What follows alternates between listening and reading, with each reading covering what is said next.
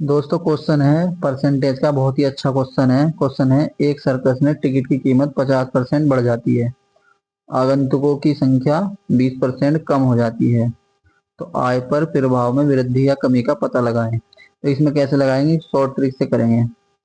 पहले लिख लेते हैं यहाँ प्राइस, टिकट का प्राइस, और फिर आ जाएगा यहाँ कॉस्ट।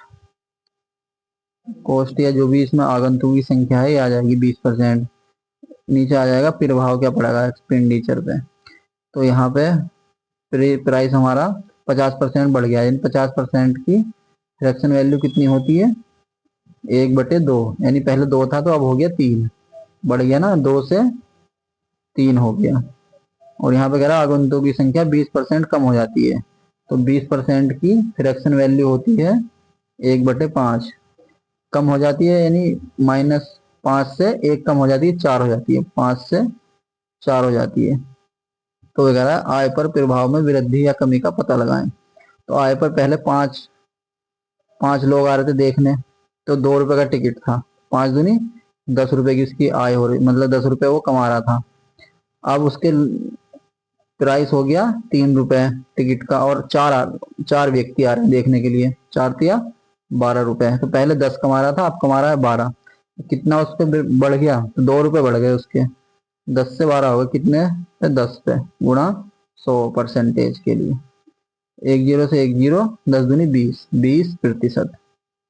20% की वृद्धि हो गई उसकी आय में। तो कौन सा आंसर हो जाएगा, 20% increase. Option number A answer हो जाएगा। अगला क्वेश्चन देखेंगे। अगला क्वेश्चन है, रोटी की कीमत में 25% की वृद्धि हुई है। रोटी की कीमत में 25% की वृद्धि हुई है, यानी 25% का बट्टा कितना होता है पता है, 1/4। यानी पहले वृद्धि हो गई ना, तो पहले 4 थी, अब 1 बढ़ जाएगी, 4 में 5 5 हो जाएगी। पहले कीमत प्राइस था 4, अब हो गया 5, 4 से 5 हो गया। बजट को बनाए रखने के लिए कैटरीना रोटी की खपत को 20% तक कम कर देती है। यानी खपत खपत हमारी 20% कम हो जाती है, तो 20% का बट्टा निकालेंगे। 20% का बट्टा कितना होता है, 1/5। यानी तक कम हो जाती है ना, तो इसमें कम हो जाएंगी, 5 से 1 कम हो जाएगी, -1 4 हो जाएगी। यानी पहले 5 थी तो अब हो गई 4। तो फिर इसमें देखा तो इसके कारण खर्चे में कितने प्रतिशत की वृद्धि या कमी हुई।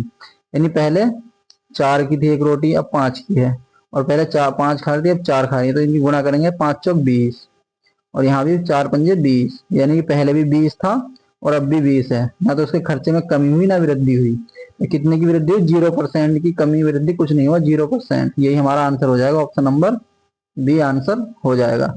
दोस्तों इसी तरीके के क्वेश्चन और देखने के लिए हमारे चैनल पर बने रहें।